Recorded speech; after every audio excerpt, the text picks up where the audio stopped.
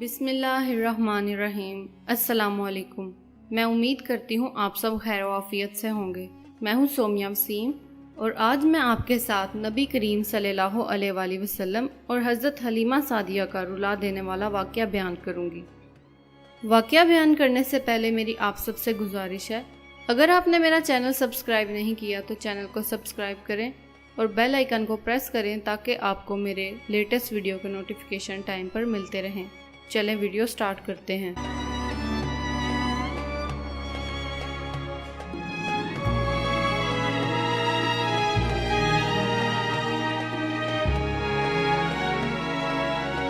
حضرت حلیمہ سعدیہ رضی اللہ تعالی عنہا فرماتی ہیں، جب میں حضرت محمد صلی اللہ علیہ وآلہ وسلم کو ان کے والدین کے حوالے کرنے جا رہی تھی اور مکہ کے بلائی علاقے پہنچی تو آپ صلی اللہ علیہ وآلہ وسلم اچانک غائب ہو گئے۔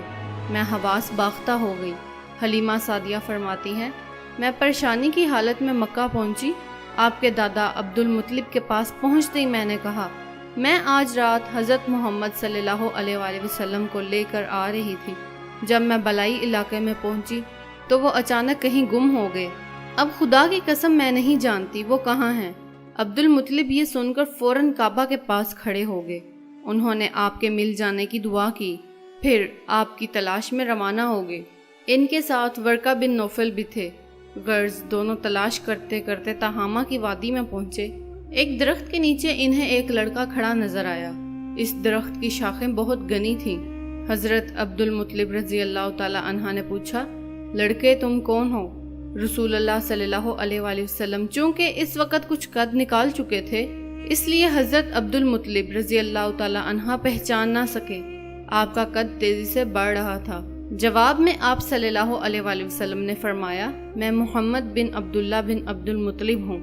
یہ سن کر حضرت عبد المطلب رضی اللہ تعالی عنہ بولے، تم پر میری جان قربان، میں ہی تمہارا دادا عبد المطلب ہوں۔ پھر انہوں نے آپ صلی اللہ علیہ وآلہ وسلم کو اٹھا کر سینے سے لگایا اور رونے لگے۔ آپ کو گھوڑے پر اپنے آگے بٹھایا اور مکہ کی طرف چلے۔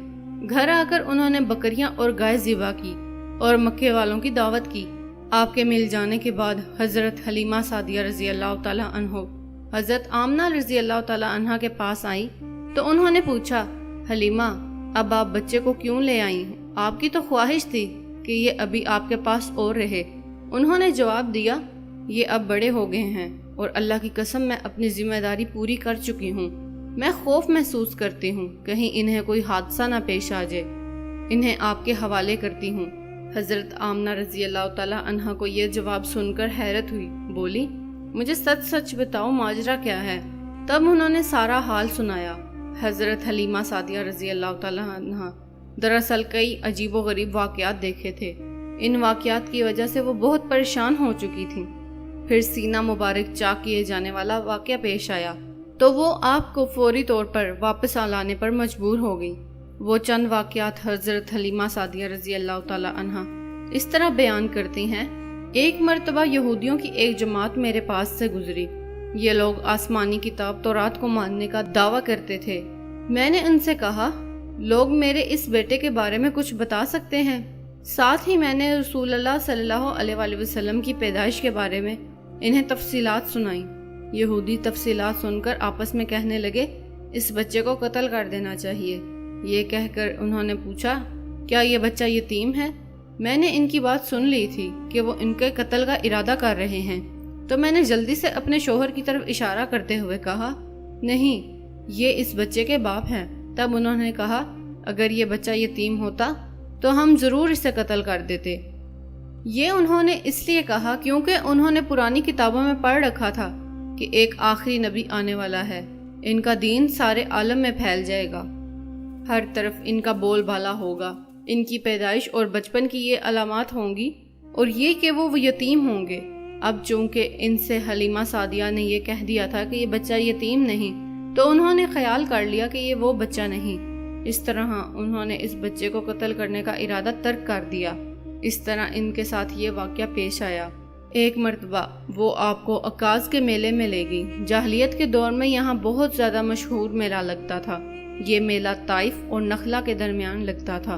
عرب کے لوگ حج کرنے آتے تو شوال کا مہینہ اس میلے میں گزارتے، کھیلتے کودتے اپنی بڑائیاں بیان کرتے۔ حضرت حلیمہ سعدیہ رضی اللہ تعالی عنہا آپ کو لیے بازار میں گھوم رہی تھی کہ ایک کاہن کی نظر پڑ گئی۔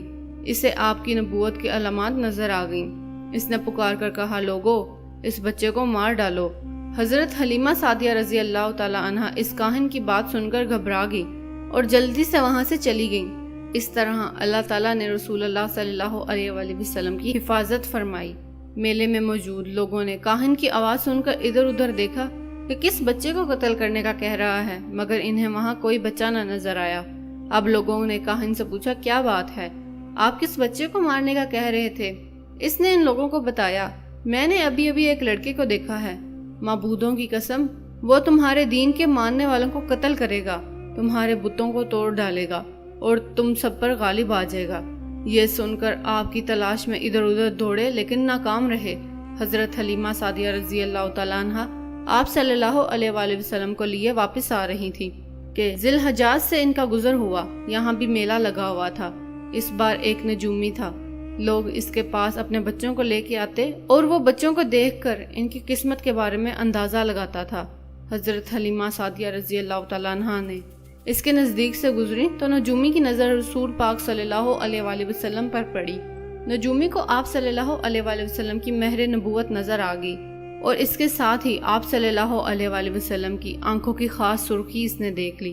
وہ چلا اٹھا، اے عرب کے لوگوں، اس لڑکے کو قتل کر دو، یہ یقیناً تمہارے دین کے ماننے والوں کو قتل کر دے گا، تمہارے بتوں کو توڑ دے گا اور تم پر غالب آ جائے گا۔ یہ کہتے ہوئے آپ کی طرف جھپٹا، لیکن اسی وقت وہ پاگل ہو گیا اور اسی پاگل پن میں مر گیا۔ ایک اور واقعہ سیرت ابن ہشام میں ہے کہ حبشہ کی ایک جماعت رسول پاک صلی اللہ علیہ وآلہ وسلم کے پاس سے گزری۔ اس وقت آپ صلی اللہ علیہ وآلہ وسلم حضرت حلیمہ سعدیہ رضی اللہ تعالی عنہا کے ساتھ تھے اور وہ آپ کو آپ کی والدہ کے حوالے کرنے جا رہی تھی۔ ان عیسائیوں نے آپ صلی اللہ علیہ وآلہ وسلم کے مونڈوں کے درمیان مہر نبوت کو دیکھا اور آپ صلی اللہ علیہ وآلہ وسلم کی آنکھوں کی سرخی کو بھی دیکھا۔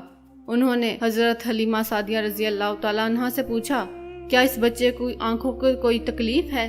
تو انہوں نے کہا، نہیں، کوئی تکلیف نہیں، یہ سرخی تو ان کی آنکھوں میں قدرتی ہے۔ ان عیسائیوں نے کہا، تب اس بچے کو ہمارے حوالے کر دو، ہم اسے اپنے ملک لے جائیں گے۔ یہ بچہ پیغمبر اور بڑی شان والا ہے، اس کے بارے میں سب کچھ جانتے ہیں۔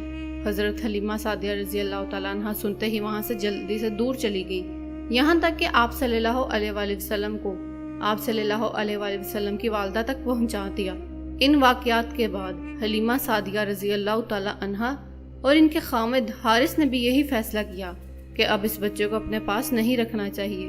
جب حضرت حلیمہ سعدیہ رضی اللہ تعالیٰ عنہا نے آپ صلی اللہ علیہ وآلہ وسلم کو حضرت آمنہ کے حوالے کیا، اس وقت آپ صلی اللہ علیہ وآلہ وسلم کی عمر مبارک 6 برس تھی۔ ایک روایت ملتی ہے کہ اس وقت عمر شریف 5 سال تھی۔ ایک تیسری روایت کے مطابق عمر مبارک 6 سال ہو چکی تھی۔ سامعین محترم، میں امید کرتی ہوں آپ کو آج کی ویڈیو پسند آئی ہوگی۔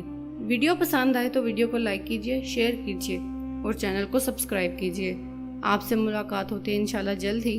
اللہ حافظ۔